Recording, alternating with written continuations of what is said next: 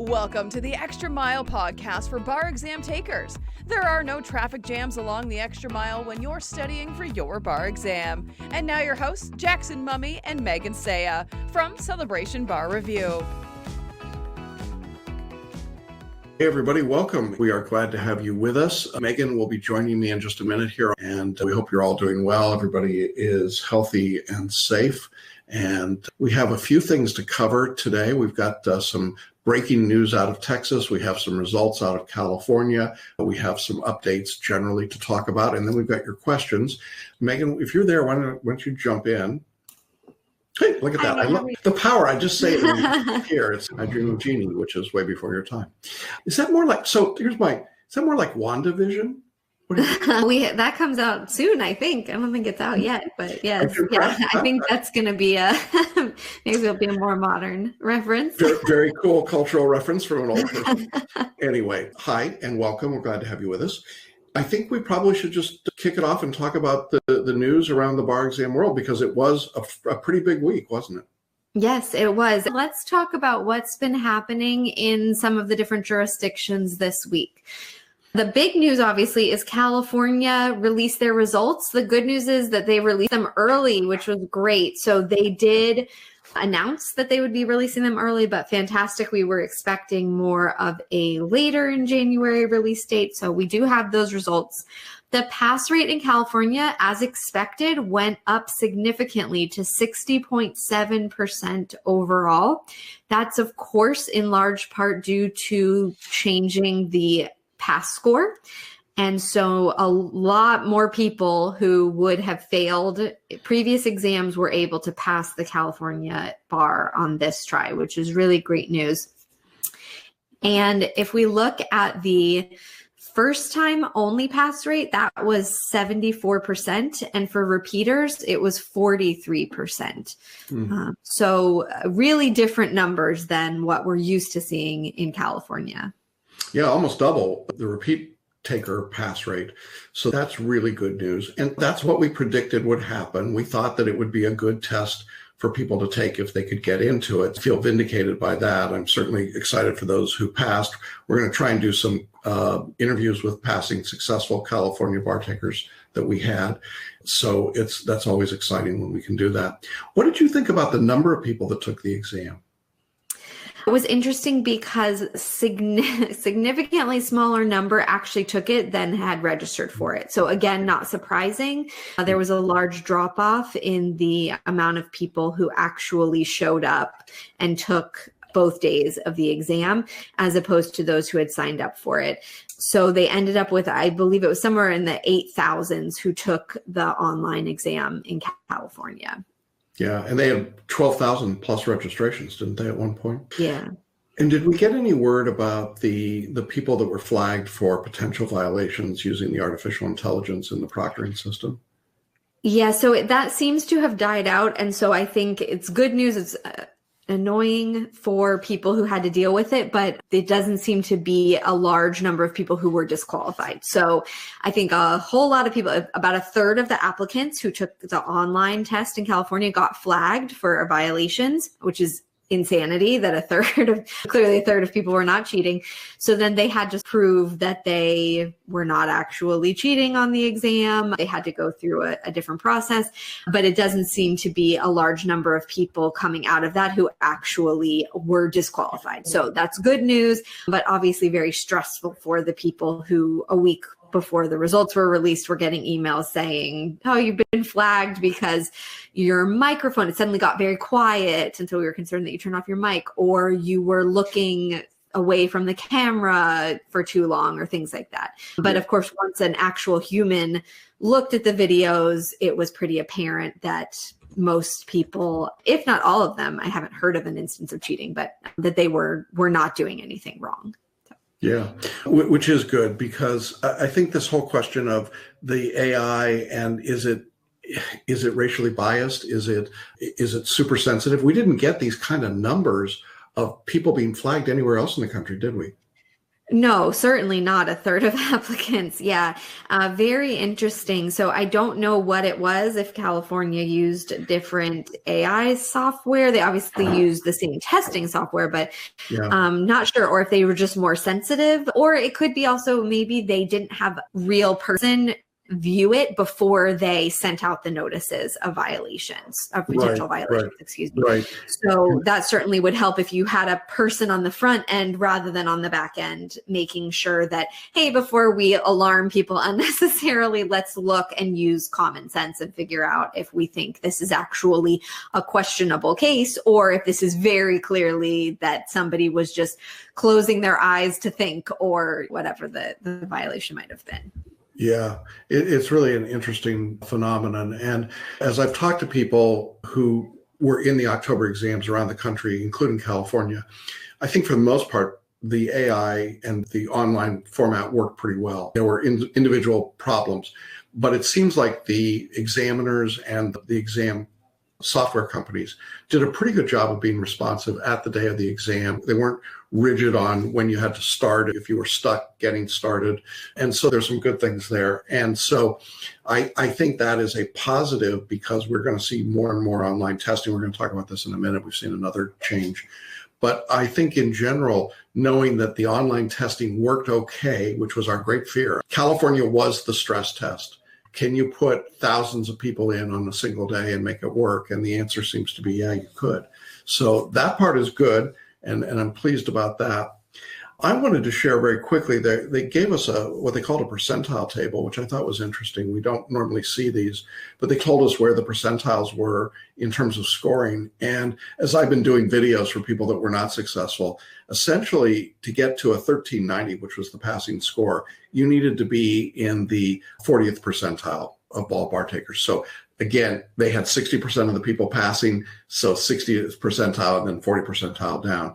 I thought that was a useful tool to help people see where they stood and how close they were. One of the things that is so frustrating about California is they multiply all the scores by 10. So you're like, what does that number really mean? If we took the relative scores of all of the UBE jurisdictions and Florida and Georgia, what we'd have is that New York would say on this 200-point scale, 133 is passing. Florida would say 136 is passing. Georgia and Texas would say 135 is passing. But California would say 139 is passing. So people get a 134 or a 135, but we say 1340 or 1350, and they say, oh my God, I failed by 40 or 50 points. That's really not the case. They failed by 4 points or 3 points. And I think it's really important to keep that in mind, that these are artificially, they've just taken it out to another decimal point. And so it's really not that you failed by 40 points, you failed by 4. And so I say that because I know there were some people that came very close and didn't make it. But when you're within 3 or 4 points, if you'd gotten a 130 and you needed a 133, we wouldn't be saying, oh my God, you're a disaster. Just something to keep in mind. Scoring is always interesting, isn't it? Yes, it is. It is. And it sometimes feels, especially with this last test, felt a little bit more arbitrary because, of course, we didn't have the 200 question MBE that we normally have that helps guarantee, or guarantees maybe too strong of a word, but helps push it more into the realm of an objective exam. Yeah, and so they ended up scaling the multistate the same as every other state did. It looks like they just doubled the number of questions you got correct in those 100 questions and then created a scale based on prior multi-states, which I think is really arbitrary. I think the word maybe that Megan was searching for, is it reliable? And I'm not sure that it was terribly reliable. On the other hand, when you reduce the pass score down to the 139 or 1390, I think then you get closer to a realistic number, and getting 60% of first-time takers and 40% of repeat bar takers through is a huge improvement, I think, overall for the examiners. The other part of this that I think that is worth talking about here is that if you took the October bar exam, and you were not successful, if there's any way that you can sit for the February test, you should do it. Because as you and I, Megan, are looking at it, we were just talking before we went live, there's going to be a massive bubble in July, isn't there? Yeah, we are seeing so many people delay and defer to the July exam. particularly in California, where there's so little time between people finding out that they had a failing score for this last exam and then when the February exam is.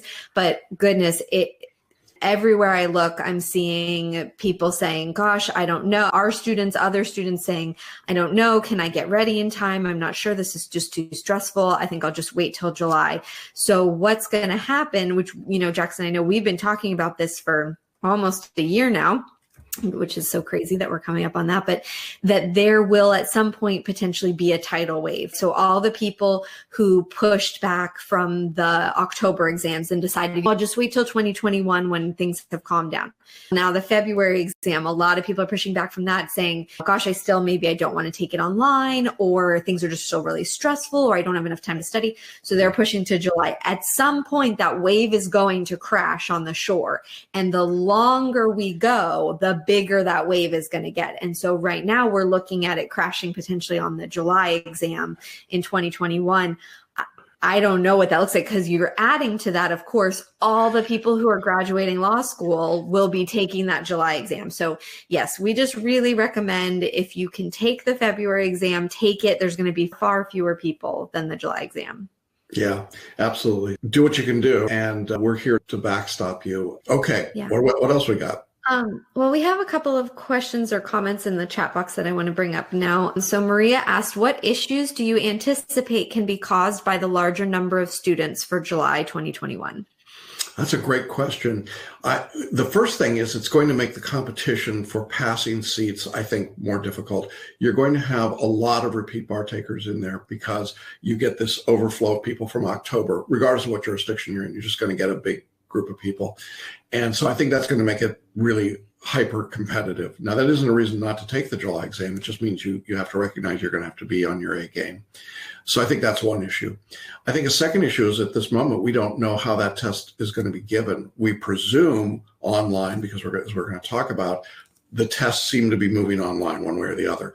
So I think you're not going to feel it in the same way that you would if you were sitting in a in-person testing center, but there are going to be a lot of people taking the exam. That can also ultimately lead to delays in reporting results. And so I think there's some question about what that will look like. Ultimately, I don't know that you prepare any differently because there's more people taking the exam, but I think that when you look at it from the 30,000 foot view, which is where we tend to be, we see this big bubble, a lot of demand. And frankly, we're trying to make sure that we can handle the demand here for the services that people need. Yeah. And another student commented that they had called the California bar examiners and they had been told that July will probably be online as well, which is definitely what we're thinking and planning on. Yeah, that's just where the test is going. Certainly in California, they've been wanting to do it online for a while anyway. And then they have, as California has said, they've had more practice with this than anyone else because they give the first year examination. Yeah. So they gave that online, then they gave the October exam online, then they did another California first year online. So this is very much becoming just the norm for California. And in California, we have so many testing sites. It's such a huge operation. It's not like Florida where they generally in most years have one place where everything happens. It is just a logistical nightmare. And I think that for the California examiners, the ability to do it online is really an upgrade on the whole for them for how they give the test. Yeah. So let's also talk in California about some big news that came out this week. There is a possibility that they will retroactively apply the lower pass score to anyone who got a 1390 or higher on a bar exam from July 2015 through February 2020. This is not set in stone yet, but it was voted on and has moved to the California Supreme Court.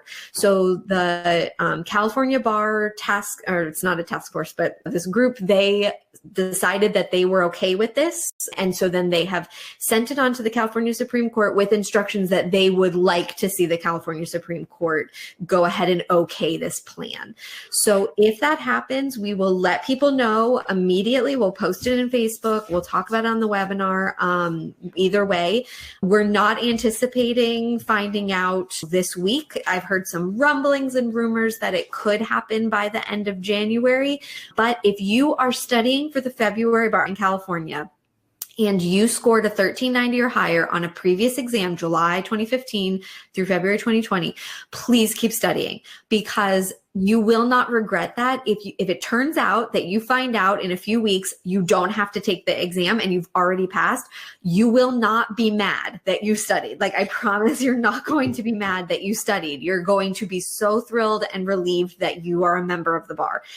If you, however, if they end up not making the decision before February or deciding that they will not retroactively apply the score, then you will be very upset that you didn't study during that time. Okay. So I'm begging you. I know it's really hard, and it's probably really hard to stay motivated knowing that there's this possibility of you might not have to take the test dangling out there, but please keep studying. And obviously we're hoping and praying that this is good news and they retroactively apply it and you don't have to sit for the February exam. Yeah, it would be fabulous news. And I'm thinking of people that I know were in that range. And I want to just echo what Megan said. Don't stop studying. This is politics. Things can change. Things do change. We don't know what will ultimately be decided here, but we will let you know. But keep our fingers crossed. Yeah, it's good stuff.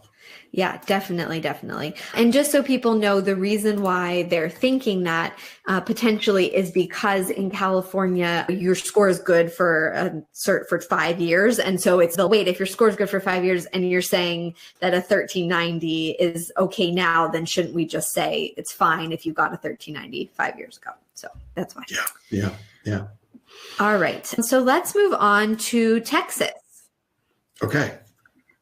The big news out of Texas is that the bar exam is moving online for February for Texas. Just a couple days ago, they announced they had moved up to 4 exam sites. They would no longer have any of those. If you're taking the bar in Texas, hopefully you should have gotten an email from them saying that you're now taking it online, and they will be telling applicants the software that you need to download and the procedures for that. Nothing changes about the test. The length is the same. The format is the same. Of course, it's UBE exam this time around. So everything about that will be the same. The dates are the same. It's just going to be done on your own computer at home rather than going to a test site.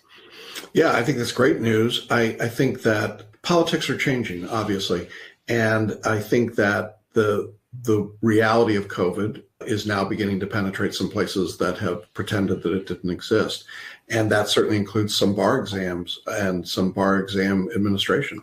So Texas was the biggest state, I think, that was going to do an in-person exam that we had seen on the list. So that's a big change and something that I think is good. I know that some of you were anxious to do an in-person exam. And I would say if you're still looking for in-person, remember Texas was UBE. So there are other UBE states. I know, Megan, you're going to go down and do a list of all the online jurisdictions here in a minute. But there are some UBE states that are going to do in-person exams. And don't know that you can make the switch this late in the game for February, maybe. But I think probably if you were in Texas, just get yourself ready for an online test. And that means, in practical terms, writing your essays online, writing your performance tests online, taking the multiple choice questions online. All of that is there, along with some fairly extensive videos that we've made about that online process for every part of the exam. So make sure you're checking those out. Yes. On that note, there's a question in the chat box that we can address now. How does highlighting work on the online performance test? It depends on the jurisdiction, and I know Miles is asking about California, and I don't know off the top of my head if California was one of the states that allowed you to highlight on the screen. Do you know that, Megan? Do you know what the... I want to say yes, but yeah, and California let you have scratch paper too for the performance test. They did, but here's the real answer. Go to the bar examiner's website, look at the rules, because the rules changed several times leading up to the exam. I don't know what they're going to do in July. I'm not sure that they know what they're going to do in July. I would practice as though it's all online and you can't highlight it for a performance test. That's okay. Nancy says yes to highlight in California. Okay. So again, that was for the February exam. So hopefully stays the same. Yeah. But in all these states that give performance tests, so all the UBE, Georgia, and California, make sure that you go to your state bar examiner website and check to see what their rules are. They did change a lot in October frequently. And so you need to be up to date on that and then practice accordingly. So if you get scratch paper in your jurisdiction, and not every state did that, then you can use scratch paper. But if you don't, obviously you don't want to do that. Again, there is a video in your course materials about doing performance tests online, whether you're in California, Georgia, or UBE. So make sure you check that out. I think it's pretty useful, and then you can start practicing. And if you're taking the exam in July, I'm guessing this will change 2 or 3 more times before we get there. So I wouldn't get too locked in. I don't know. What do you think? You think we're in a straight shot right to July? I don't know. No. We did get the essays and performance tests from the National Conference of Bar Examiners this last week, and we'll be putting those into our materials online in the coming week or two. One of the things that we surmised in this process was that there was some repetition, that some of the questions were repeated from exam to exam. So we asked the NCBE when we got the questions, we're like, because they were vague about it, and we're like, what exams did these fit into? So what was their answer, Megan? What did they come back to us with? So they confirmed what we had heard rumors of and we're trying to track, which is that they use the same MEE questions, so the essays, for the September 30th, October 1st exam as they did for the October 5th and 6th. So they had one set of questions in the earlier September date, and then they used another set and they used it twice. Jackson, has that ever happened before, that they use the same questions for more than one test? Yeah, this was big. I think not surprising, given that we talked about it when they were making all these announcements. How are they going to develop questions? They spend so long developing these questions and figuring out what they want to test. How are they going to come up with this many questions for this many exams in such a short amount of time? And the answer in part was that they reused some of them. Yeah, reusing essay questions is unheard of for a bar exam. And it was weird because in some ways we were sworn to secrecy. We couldn't talk about it.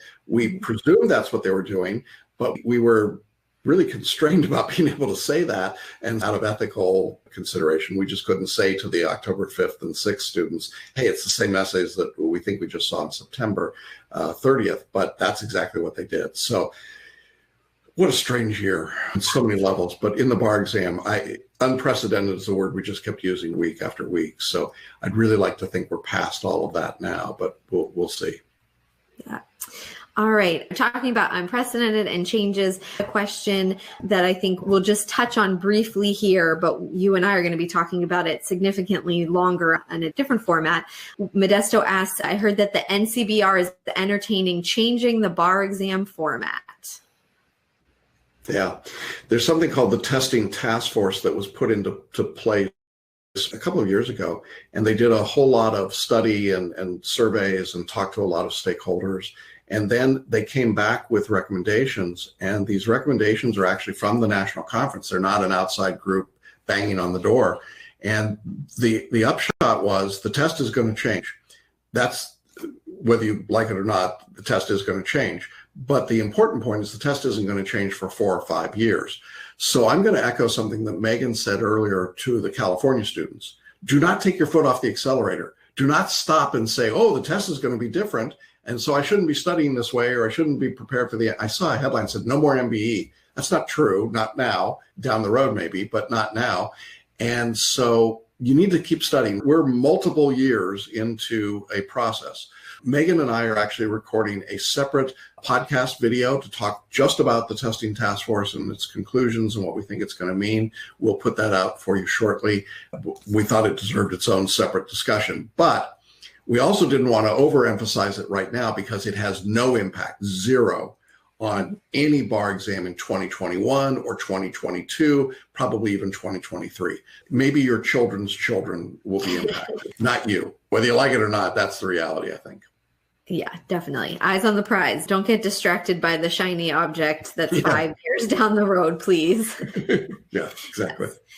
All right. So there's been a lot of movement. So just in case, if you're unsure of whether your jurisdiction is going to be online or not, or if maybe they've moved, you thought you were sure, but they've changed their minds and you didn't realize, I'm just going to go through real quick. This is the list of everyone who's doing the remote exam. So the online exam: Arizona, California, Colorado, Connecticut, DC, Florida, Georgia, Idaho, Illinois, Indiana, Iowa, Kentucky, Maine, Maryland, Massachusetts, Michigan, Nebraska, Nevada, New Hampshire, New Jersey, New York, North Carolina, North Dakota, Ohio, Oregon, Pennsylvania, which does a 3-day exam, Rhode Island, Tennessee, Texas, Utah, Vermont, the Virgin Islands, Washington State, and Wisconsin.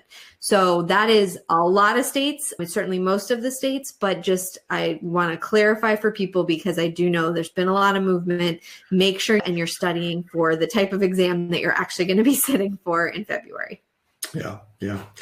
Okay, so now the question about Hawaii uses the multi-state essay exams, but it is not a UBE jurisdiction. Now, here's the distinction. You would still study for it essentially the same way you study for the UBE, but you can't transfer your score around. I think Hawaii has reciprocity with California, if memory serves, but that's about it. Different scoring, different score portability, but you still would study the multi-state essays and the multi-state performance test and the multi-state bar exam. Those are all components of the Hawaii test. And then I think, as some states do, they have some state-specific information that they test. I know one of the states that has been in that kind of same position for a long time was Indiana, and they switched to the UBE coming up this year. So we're, in spite of all the craziness in 2020, we still saw some significant movement of states to the UBE. So I think the bar examiners, the national conference, are really trying to continue to coalesce that big group. I'm interested to see what Georgia eventually does. I think Georgia is one of those states that you feel like should be a UBE state, but hasn't been up till now. I think Florida and California, not going to happen. I just think they're just way too independent and they don't want it. But I would have thought that about New York if you'd asked me 5 years ago. Who knows? Maybe pigs can fly. I'm not sure, but we'll see what happens there. Yeah. Similarly, we had someone ask if they're checking on Massachusetts. I realize they take the UBE, so just confirming, does CBR cover that state? Yeah, we cover every state that does the uniform bar exam. So that's 30 plus. I don't even know what that number is right now. And it's the same exam everywhere. I know some of you are like, why does he keep saying that? Because so many people don't get it. It doesn't matter where you take the test. It's the same test in Texas or Massachusetts or New York or Colorado or New Mexico or the District of Columbia. It does not matter. It's the same test. Your score then can be applied into any jurisdiction that will accept your score, and you can go through the character and fitness in that other jurisdiction and be admitted. And so every exam we have people that get these ginormous scores and suddenly find themselves able to wave into 15, 20, 30 states if they wanted to, or apply to them to get their scores in. So UBE is it's a great thing for bar takers, really. And yeah, we've got it all covered. Yeah. All right, let's move on to some study strategy questions. The big one that I've seen a few times, different variations of, is I don't take it personally. I know that this is the fear of everyone.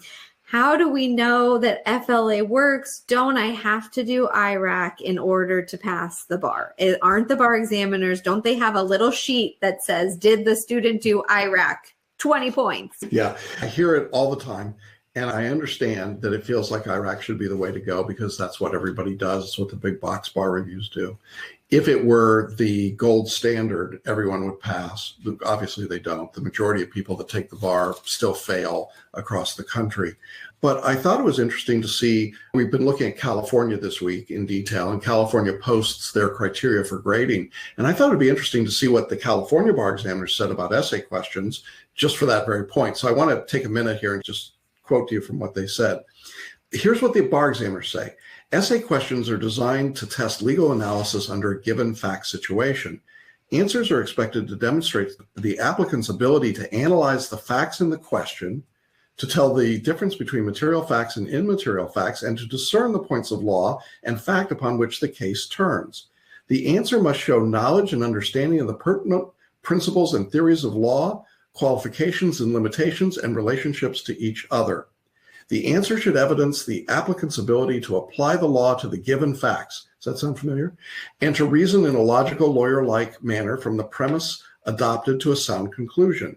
An applicant, and get this, should not merely show that they remember legal principles, but demonstrate their proficiency in using and applying them.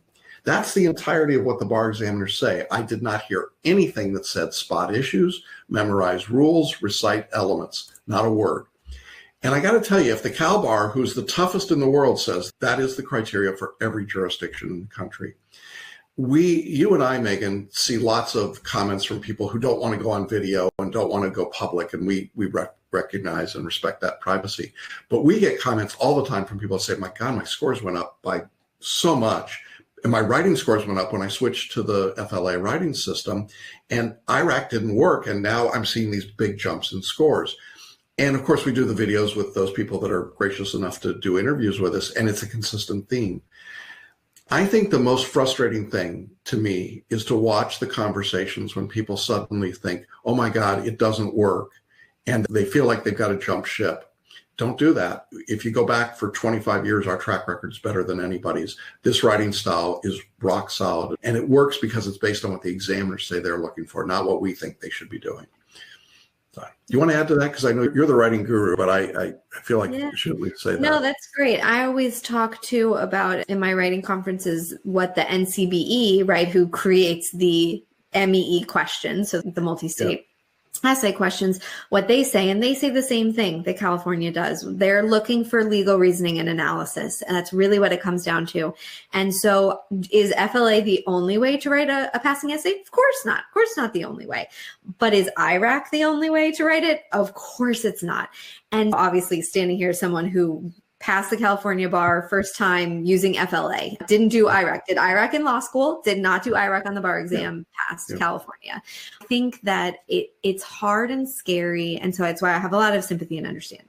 It's hard and scary to do something new and to do something different. So if everyone is going to the right, you feel like, what if I have to stick with the crowd? And the problem is, for people who have tried that and failed, you ended up at the back of that crowd. And so while that method may work fantastically for those people who are at the front, there's people who are getting left behind. And so if that's you and you tried IRAC and you've tried it, sometimes, gosh, we have students who come to us after trying IRAC over and over again and failing. Try something different. Go a different direction. I know it feels scary to think, but am I still going to end up in the same spot? Yeah, you are. And you're not going to be beating your head against a wall trying to do something that just doesn't click with you for whatever reason or doesn't make intuitive sense. So yeah, I totally don't mind talking about the why. I talk about the why always in the conferences. That's how I start personal writing workshop conferences, because I do believe deeply, like, I want you to be bought into it and trust me that, again, like you said, Jackson, we're not making this up, or we're not just, oh, let's be contrarian. This is really hey, this is what the examiners tell us they're looking for. Maybe there's a better way to give them what they're looking for than the way that, we're taught in law school to do it for the purposes of an exam where you have, maybe for most of you, have 30 minutes to write it, right? I pretty much can guarantee you that none of you took law school exams where you're supposed to write IRAC in 30 minutes. Like, it just doesn't happen. That's not a thing that happens. The bar exam is different than a law school test. Let's change it. Let's try and take a risk. Yeah, and not to let too much out of the bag too early, but the testing task force is clearly moving towards that model. Issue spotting IRAC is going to be consigned to the dustbin of history here in a few years. It'll be a dead letter, I think. So, let's see. We've got a question about the testing task force. So I just want to reiterate, they said, how long should we continue to study on the same study route? Keep studying. It's 4 to 5. They said years. 4 to 5 years before it gets implemented. And that may be, we never know. It could end up being 5 to 6. Yes, please. If you're studying for the bar now, God willing, this has nothing to do with you, and you will be well moved on with your life by the time it changes. Great. If I wanted to do one over the other, since we only have 43 days left, which would you recommend, PhotoReading or BarMaps? I thought this was an interesting question because you and I would answer it differently. I know you would. I would say photo reading and you would say BarMaps, wouldn't you? Yeah. Yeah. So I'll give my case for photo reading. You can give the case for BarMaps and mind maps. How's that? Yeah. I think photo reading is an absolute game changer. I think we're now up to 14 years or so that we've been teaching it. It just makes a huge difference for people when they trust it and use it. There is enough time to learn photo reading 40 some days out from the bar exam. It's absolutely manageable. I've had people pick up photo reading 21 days before the test and do just fine with it. I think that it gives you greater confidence. I think it gives you greater retention of material. I think it's just overall a life-changing skill and something you continue to use. So I love it. And to be clear, Megan and I are not saying don't do one versus the other, but I know we have a preference. So if you could only do one, I would photo read. But now I think it's important that we make the case for why you should do BarMaps. Yeah, I love mind maps. I think they are, if you're looking at it and you're saying I'm 40 something days out from the exam, presumably you have been studying, you've read through the outlines, you've listened to the lectures, you've done all that. And now it's really a matter of synthesizing the information and making sure, where are my blind spots? What don't I understand? What do I know? Just like we talked about with the California examiners saying, hey, it's not adequate to just identify the legal principle. You need to show your work and explain how it applies. That's where, in my mind, the mind maps come in so nicely, is that it's maybe you feel like, gosh, I know this crime and I know the required elements, but I don't really understand it, or I don't understand how it fits in or how it happens and functions in the real world. That's where the mind maps, I think, are incredibly helpful. You connect things together, connections between the different pieces. You get a broader understanding of the subject. So yeah, I just 100% think it's so helpful if you're having trouble retaining information or understanding how it's all plays out in the real world. I think mind maps are a great way for you to reorganize the way that you think about things so that you can start to see that sort of application piece. Yeah, and in the BarMaps product, you're getting really the best of both worlds. You're getting this very specific opportunity to dig in, as you're saying, Megan, and you say, what don't I know? I don't want to do the whole lecture. I don't want to do 6 hours or 8 hours of lecture. So you find the parts of the lecture that you need. That's the interactive video. Then you've got the mind maps already built for you that start you off in that process and get you really working through the mind mapping process. And you have the ability to take that 6-hour lecture and listen to it in a compressed version that will take you about 3 hours. And so you're just getting it all bundled up in one.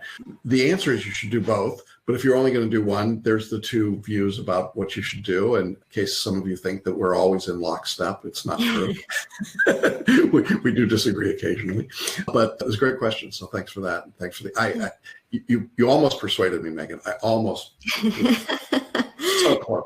So very close. But there you go. But seriously, everyone should be doing mind maps, no matter where you are in it. Do the mind maps. Yeah.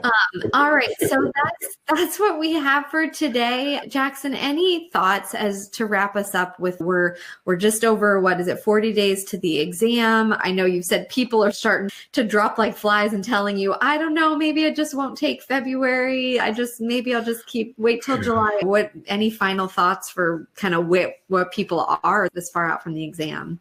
Yeah, I was trying to think of it in the context of the bigger world picture that we're in. And I don't know about anybody else. I'm fatigued. This is just hard. I think if you are concerned, if you're involved in the bigger picture, if you're an American, I think you just got to be concerned right now. And I know it's not like you're just ignoring Christmas or you're ignoring football, or this is bigger than that.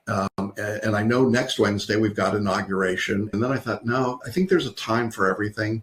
I think it's important that we take that time and just honor the fact that we are still a nation of laws and a rule of law. And I hope everybody will bear with me. I'm not telling you to go watch the inauguration. I think it's okay to acknowledge that there are bigger realities and that your part of that reality is certainly to become a lawyer, to defend the rule of law in this nation, to defend what we know, what we've been trained as lawyers to do, which is to resolve our problems in the law and not through non-legal methods. And I know some of you may think that's a political statement. I'll live with that. But I believe that right now our task is to get people into the bar who believe that the rule of law matters. And so I'd like to take next Wednesday and just take that day to reflect a little bit on that. But I guess my point really about all of this is find a time and a place for everything. In every day, you can put in some bar study time, but you may need to have some time to talk to your kids about what's going on, or to be involved in your community, or to engage in the things that are happening around you. Certainly, COVID didn't go away. It's still very real, and I continue to get messages from people who are being affected by COVID, either personally or in their families. And our hearts go out to you. It is such a big deal. Just say, side note, Sarah and I got our first vaccine shots. It feels like we won the lottery. So few people are getting them, and we got them, and we're very grateful for that. And there's just a lot of things that I think are happening right now, and it's okay to feel a little unsettled or a lot unsettled. But when you're doing your bar study, even if it's for an hour, be focused on that. When you're done with that, put it aside and then focus on whatever else you're dealing with. And when you're ready to come back to the bar study, be in that moment and do that work. And that's where we're trying to be as mentors and coaches, group coaches and personal coaches, as you and I are, Megan. And I hope that shows through in the work that we're doing. We know that there are going to be these moments of great uncertainty and unsettledness for lots of reasons. And if you can hang in there and keep your head down and do your work, the reality is that there will be far fewer people sitting in the room virtually or physically with you in February, and it will be to your advantage. And so I just want to keep telling you, try your best. If you get to the end and you say, you know what, I'm just not there, I can't do it, there's no harm. You can defer with us as often as you want. We've taken all the limits off. There's no cost. There's no restriction. We've done everything to make it possible for you to do what you need to do. We just want to encourage you to get this exam in if you can, because we think it's important. And to be really honest about it, we want you in the bar a lot. You want to add anything? Yeah, take care of yourselves, everyone, this week. Be safe, be healthy. I have a lot of friends who them or their family members are getting COVID. It's bad. It's bad in California right now. It's bad a lot of places. Take care of yourselves. Obviously, turn off the news if you need to. I know I need that reminder a lot, that it's okay. It's okay to take care of yourself too, and pause, and it'll be, all the horrible news will still be there when you come back to it. Take time for yourself and remember why you're studying for the bar. Why, whatever that is, that your purpose for wanting to be a member of the bar, keep that in front of you for sure. So yeah. Have a good week. Yeah, everybody have a great week. It's been good to be with all of you. Take care, be healthy. Thanks for being with us. Bye-bye. Bye. Thanks for listening and watching the Extra Mile podcast for bar exam takers at celebrationbarreview.com.